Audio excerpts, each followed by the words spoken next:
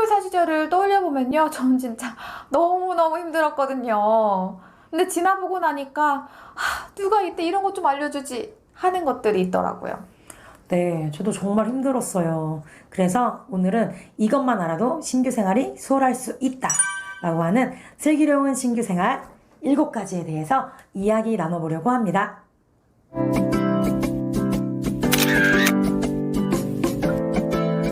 안녕하세요. 추추쌤과 가필드쌤의 신규쌤 상담소입니다.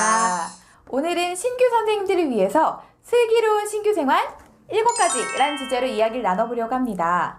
가필드쌤, 교사가 되신 지 좀 오래되시긴 했지만 처음에 신규 교사였던 시절 어떠셨는지 궁금합니다. 네, 저는 사실 그 시절에 도리에서 3년이라는 말을 떠올리면서 버텼던 것 같아요. 아무리 차가운 돌도 정말 3년 동안 계속 앉아있으면 따뜻해질 거잖아요. 그것처럼 지금은 내가 좀 힘들고 너무 지치지만 3년만 버티면 좋아질 거다. 이런 마음으로 그 시기를 버텨냈습니다. 네, 굉장히 공감합니다.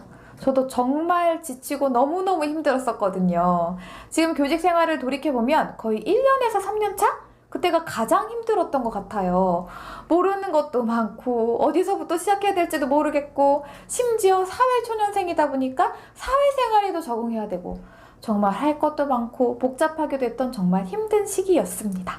네, 정말 공감해요. 그래서 저희가 오늘은 신규 선생님들을 위해서 정말 이것만 알았어도 참 좋았을 텐데 라는 것들을 주제로 슬기로운 신규 생활 7가지에 대해서 이야기를 준비해 보았습니다.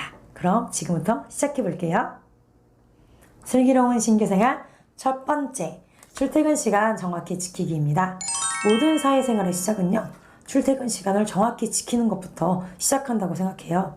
제가 신규 시절 굉장히 인상 깊었던 선배 선생님이 한 분 계셨어요. 저는 당시 버스를 3번 타야 갈 수 있는 학교에 다니고 있어서 사실은 정말 출근 시간 간당간당하게 도착을 했었거든요. 그런데 어느 날 평소보다 우연히 30분 먼저 도착을 하게 되었는데 딱 현관에서 선배 선생님을 뵙게 된 거예요. 그래서 내가 와 정말 일찍 오시네요 라고 말씀을 드렸더니 그분께서 저에게 뭐라고 말씀하셨냐면요. 준 선생, 저는 늘 8시에는 교실에 들어가도록 노력하고 있어요. 아예 그냥 딱 습관으로 딱 정해놨어요. 7시 반이면 무조건 집에서 나와서 8시에는 교실에 들어간다. 그래서 제 습관으로 꾸준히 평생 이렇게 해오고 있답니다. 라고 말씀을 하시는 거예요. 너무 인상적이었고요. 저도 그때 이후로 정말 30분 먼저 출근해서 하루를 시작하도록 노력하고 있습니다. 슬기로운 신규 생활 두 번째, 모르는 것은 꼭 질문하기입니다. 제가 신규교사 시절을 떠올려보면요. 모르는 게 너무너무 많은데 이걸 정말 하나하나 다 질문해도 될까? 라는 의문이 있었거든요. 근데 좀 조심스럽게 질문을 드리면 선생님들께서 교진쌤 모르는 거 다 편안하게 질문하세요 라고 얘기를 해주셨어요. 근데 그럼에도 불구하고 다들 너무 바빠 보이시니까 진짜 질문해도 되나? 이런 의문이 들었거든요. 근데 이렇게 답변 드리고 싶어요. 정말 다 질문하셔도 괜찮습니다. 가필드쌤, 주변에 신규 선생님께서 찾아오셔서 이것저것 계속 질문하시면 어떤 생각이나 느낌이 드실 것 같나요? 저는 우선 제가 알고 있는 거를 정말 기꺼이 친절하게 알려드리고 싶을 거고요. 무엇보다 한편으로는 내가 먼저 알려드릴 걸 이거 모르셔서 좀 당황하셨겠다. 그런 좀 미안한 마음도 들 것 같아요. 네, 감사합니다. 저도 주변에서 많은 신규 선생님들 뵙지만 오히려 질문을 많이 하시는 분을 보면요. 와, 저분 진짜 열정적이다. 저분 정말 열심히 하시는구나. 되게 멋지다. 이런 생각이 들더라고요. 사실 신규교사 시절에 모르는 것이 많은 건 너무 자연스러울 수 있는 거잖아요. 처음이니까. 그렇죠. 네, 오히려 이것저것 질문을 하는 것들이 더 많은 기회가 될 수 있다라고 말씀을 드리고 싶어요. 근데 그럼에도 불구하고 누구한테 질문을 해야 되지? 라고 고민이 되신다면 그 학년에서 총 책임을 맡고 있는 부장님께 여쭤볼 수도 있고요. 아니면 좀 양 옆반에 있는 옆반 선생님께 도움을 청할 수도 있을 것입니다. 슬기로운 신규생활 세 번째, 다양한 연수 참여와 독서입니다.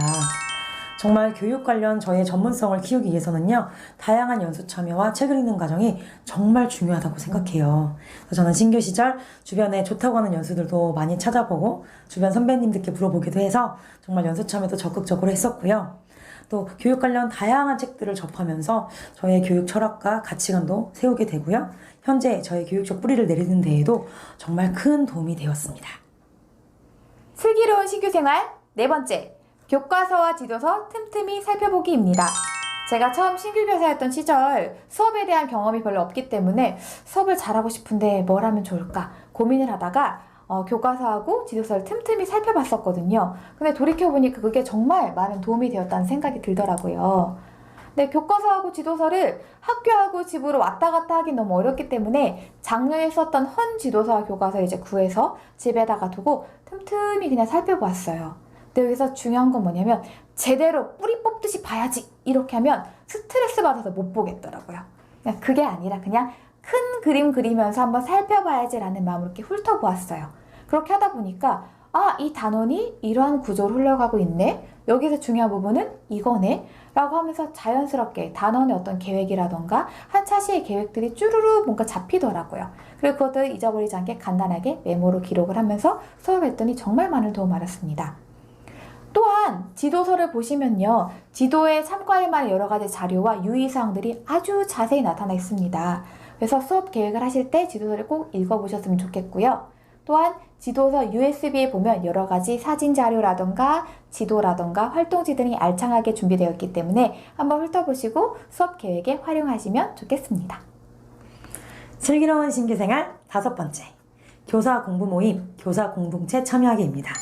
교사로서 더 성장하기 위해서는요, 정말 같이 이야기 나눌 수 있고 고민할 수 있는 이런 교사 공동체에 참여하는 것이 정말 중요하더라고요. 선생님이 관심 있는 분야에 대해서 함께 고민하고 이야기 나눌 수 있는 교사 공동체에 꼭 참여하시기를 바라요. 저희는요, 행복교실이라는 교사 공동체를 운영하고 있어요. 저는 동서울 행복교실로 구리에서 운영하고 있고요. 추추쌤은 북서울 행복교실로 합정에서 운영하고 계십니다. 이렇게 행복교실 이외에도요, 다양한 교사 공동체가 주변에 많으니까요, 선생님들께서 관심 있는 분야로 함께 참여하시고 함께 성장하시기를 바랍니다. 네, 슬기로운 신규 생활 여섯 번째, 좋은 선배 교사 찾기입니다. 저는 1년차 때부터요, 학교를 쭉 보면서 저거 너무 궁금한데? 또는 저 선생님 저거 하는 거 배우고 싶은데? 하면요, 똑똑 노크를 하고 질문하면서 배우기 시작을 했거든요.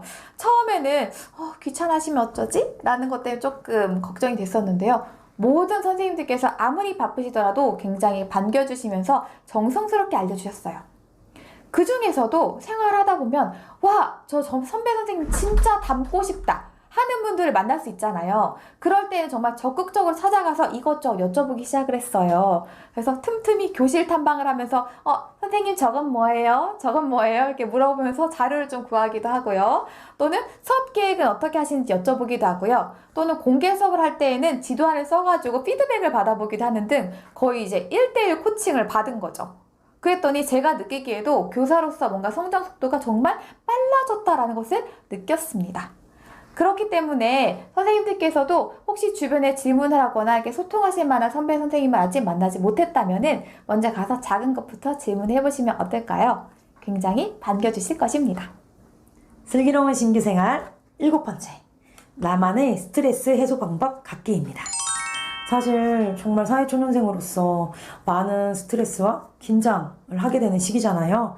이럴 때 나만의 스트레스 해소 방법을 갖는 것은 정말 중요하더라고요.